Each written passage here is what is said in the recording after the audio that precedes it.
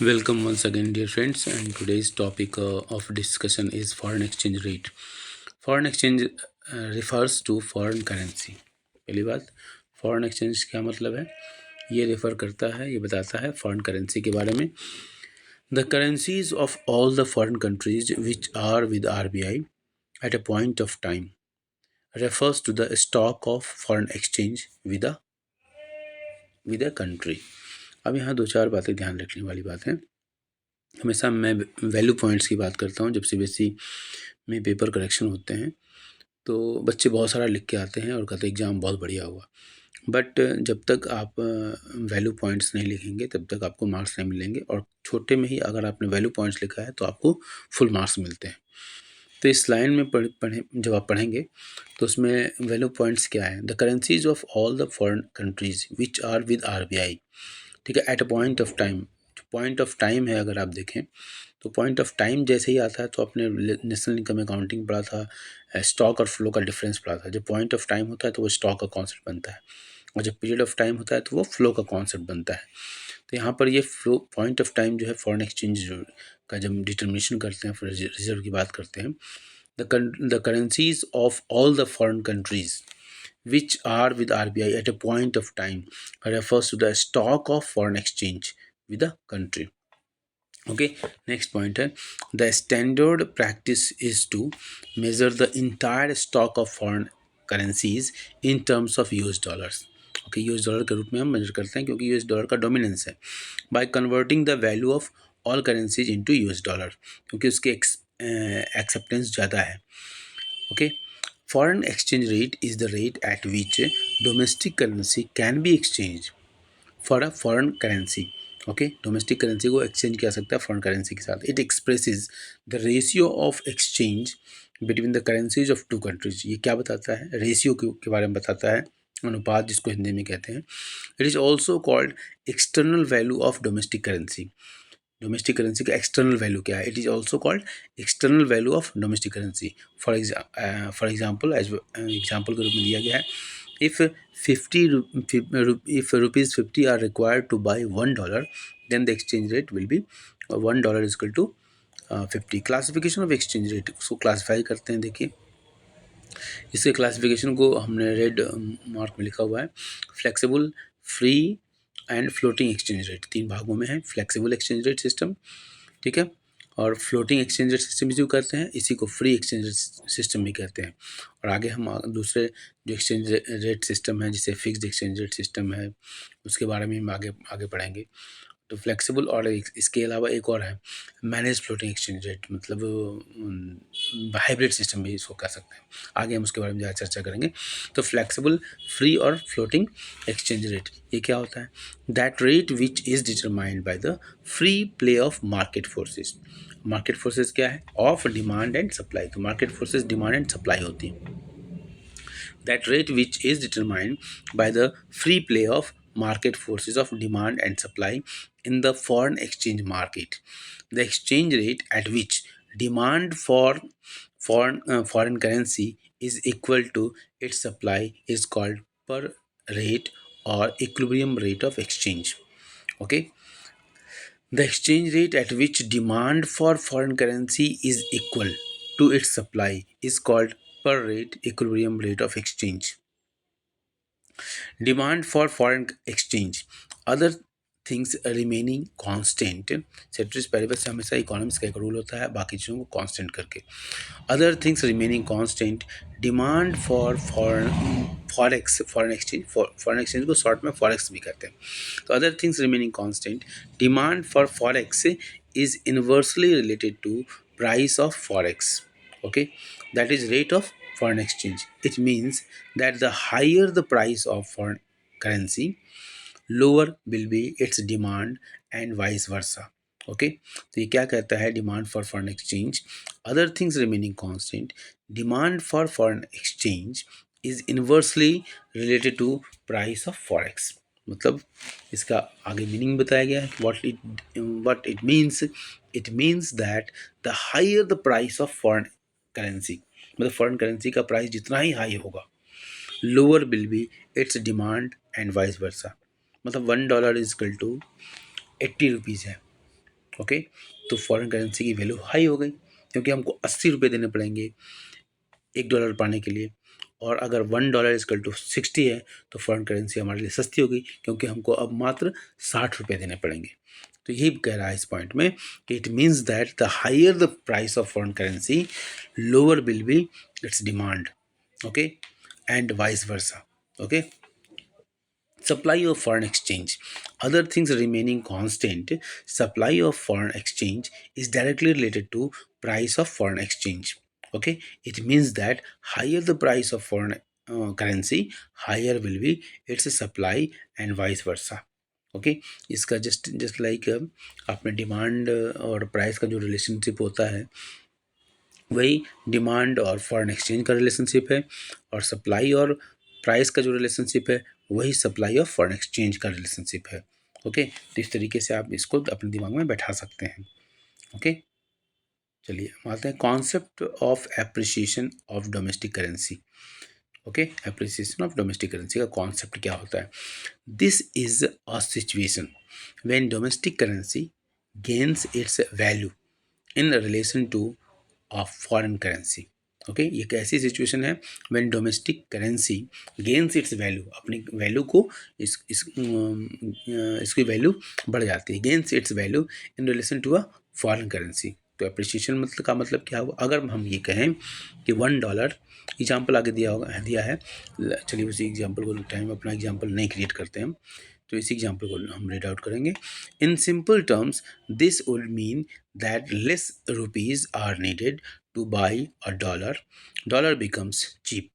For example, if yesterday $1 is equal to ₹50, that is 50 rupees were required to buy a dollar.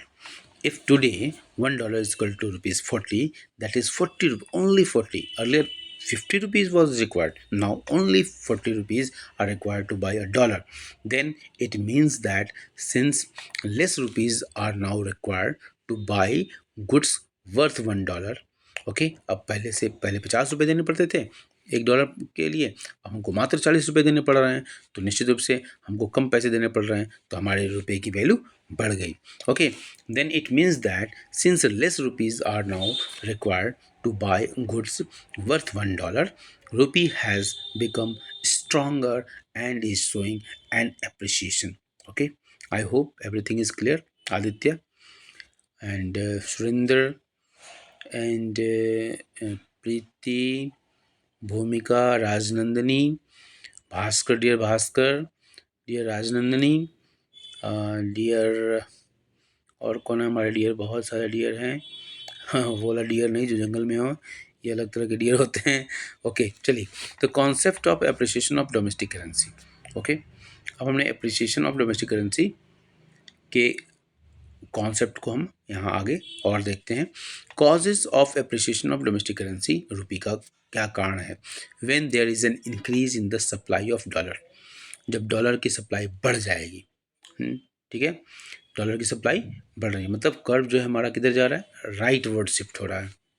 अगर आपके दिमाग में image हो, supply curve अगर आपको याद हो, तो सप्लाई जो कर्व होती है वो अपवर्ड होती है, और जो डिमांड कर्व होती है डाउनवर्ड स्लोपिंग होती है। तो when there is an increase in supply of dollar, supply of dollar का मतलब है कि वो राइट साइड शिफ्ट हो रहा है, और डिमांड के बढ़ने का मतलब है कि वो अपवर्ड, डिमांड बढ़ने के बाद राइटवर्ड शिफ्ट हो रहा है, हाँ, अपवर्ड हो जाता है demand. When there is an increase in the supply of dollar, it makes dollar cheap and rupee stronger. Okay, और when there is a fall in the demand for dollar, it makes dollar cheap and rupee stronger. तो when there is a fall in demand for dollar, मतलब demand curve कहाँ जा रही है? Left word shift हो रही है। Fall का मतलब क्या हो? लेफ्ट वर्ड, कम हो जाना, ठीक है। when there is a fall in the demand for dollars, it makes dollar cheap and rupee strong. Effects of appreciation of domestic currency rupee. Since less rupees are required to buy a dollar, imports are likely to increase since less rupees are required to buy a dollar. Okay, since less rupees are required to buy a dollar, imports are likely to increase. अब less रुपये, जैसे $1 पिछले example में देखा था ना, $1 is equal to 50, से $1 is equal to 40 हो गया, तो हमारे रुपीज़ का एप्रिसिएशन माना जाएगा, क्योंकि हमको कम पैसे देने पड़ रहे हैं डॉलर लेने के लिए. Okay, since less rupees are required to buy a dollar, imports are likely to increase, क्योंकि हमको विदेशी चीज़ें सस्ती हो जाएंगी हमारे लिए. Okay, next, conversely, more dollars are required to buy rupees, and hence demand for Indian goods will fall and exports are likely to fall. Okay, क्योंकि विदेशी लोग के लिए महंगा हो जाएगा यहाँ से सामान परचेज करना ना, तो इसलिए वो हमारा एक्सपोर्ट घट जाएगा. ठीक है, और इम्पोर्ट हमारा बढ़ जाएगा, क्योंकि हमारी करेंसी का एप्रिसिएशन हो रहा है, हमको कम पैसे देने पड़ रहे हैं सामान को परचेज करने के लिए विदेश से. तो conversely more dollars are required to buy a rupee, and hence demand for Indian goods will fall and exports are likely to fall.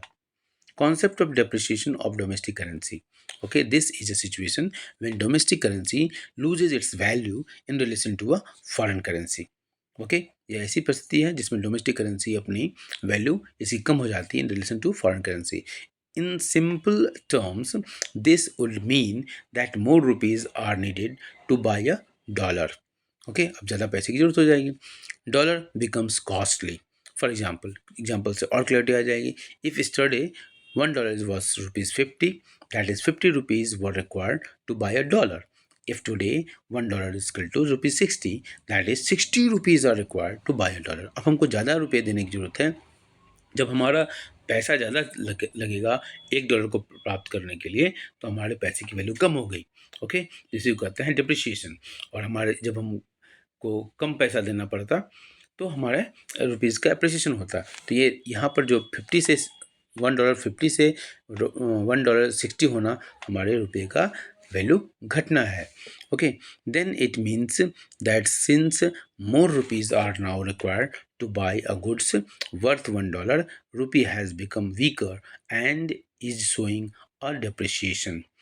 Concept of depreciation of domestic currency, उसके बारे में देखते हैं क्या कारण है. तो causes of depreciation of domestic currency rupee, when there is an decrease in supply. Supply कम होने का मतलब है सप्लाई का लेफ्टवर्ड मूव होना. अगर डायग्राम आपको याद है तो आप बिल्कुल आसानी से समझेंगे. When there is an decrease in the supply of dollar, it makes dollar costly and rupee weak.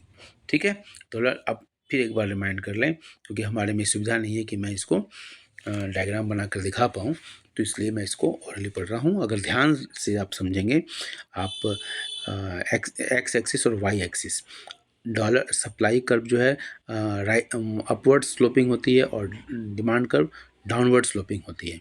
Okay, ये आपने माइक्रो इकोनॉमिक्स में क्लास 11th में ही पढ़ा हुआ है. तो प्राइस और क्वांटिटी डिमांडेड के बीच में इन्वर्स रिलेशनशिप होता है, और प्राइस और सप्लाई क्वांटिटी सप्लाइड के बीच में डायरेक्ट रिलेशनशिप होता है. ठीक है, तो जब हम यहाँ सप्लाई कर्व, हम याद दिलाने के लिए सब बातें आपको कर रहे हैं कि सप्लाई कर्व आपको याद आ जाए. When there is an decrease in the supply of dollar, मतलब सप्लाई कर्व लेफ्टवर्ड जा रहा है, it makes dollar costly and rupee weak. When there is a rise in the demand for dollar, it makes dollar strong and rupee weak. ये याद रखना, ये question pre board में 1 में आया था, इसके ऊपर बेस्ड क्वेश्चन, इसलिए बहुत ही इंपॉर्टेंट है कि ये इस पॉइंट को उठा के वो उन्होंने दे दिया था कि when there is an decrease in the supply of dollar, it makes dollar costly and rupee weak. इसी तरह का क्वेश्चन बना हुआ था. Okay, effects of depreciation of domestic currency rupee. Since more rupees are required to buy a dollar, imports are likely to decrease. Since more rupees are required to buy a dollar, imports are likely to decrease. Okay, conversely, less dollar are required to buy a rupee, or $1 can purchase more goods, and hence demand for Indian goods will rise in USA and exports are likely to rise. इस point को हम दोबारा read out करेंगे दोबारा. हाँ, effects of depreciation of domestic currency. क्या effect होगा अगर डिप्रिसिएशन हो जाए, मतलब $1 इक्वल टू 40 से $1 इक्वल टू 60 हो रहा है, $1 इक्वल टू 50 से $1 इक्वल टू 60 हो रहा है. ओके, तो ये हमारा डिप्रिसिएशन का केस है। मतलब हम पहले ₹50 में $1 मिलता था, अब हमको ₹60 में $1 मिलेगा। इसका मतलब हमारी करेंसी का डिप्रिसिएशन हो रहा है। Since more rupees are required to buy $1, imports are likely to decrease. Import घट जाएगा क्योंकि हमको विदेश से सामान इम्पोर्ट कराना कॉस्टली हो जाएगा। Conversely, less dollars are required to buy a rupee और $1 can purchase more goods, and hence demand for Indian goods will rise in USA and exports are likely to rise. अब America और भारत का ही case हमने लिया हुआ है। $1 equal to 50 से $1 is equal to 60 हो रहा है। तो एक अमेरिकन को पहले जहाँ ₹50 मात्र मिलते थे $1 खर्च करने पर, अब उसको ₹60 मिल रहे हैं, मतलब $10 ₹10 एक्स्ट्रा मिल रहा है। तो निश्चित रूप से उसको वो भारत में ज़्यादा से ज़्यादा सामान परचेज कर सकता है, और जो सामान ₹50 का है वो ₹50 का सामान भी परचेज कर लेगा, ₹10 और बच जाएगा। ठीक है, इसलिए उनको यहाँ से सामान परचेज करना सस्ता हो जाएगा, इसलिए वो यहाँ से ज़्यादा सामान परचेज करेंगे। इसका मतलब क्या हुआ कि हमारा एक्सपोर्ट ज़्यादा होगा। इस वीडियो को हम यहीं करते हैं क्योंकि वीडियो बहुत लंबा हो जाएगा। दूसरे पार्ट में फिर हम आगे पढ़ेंगे। Thank you.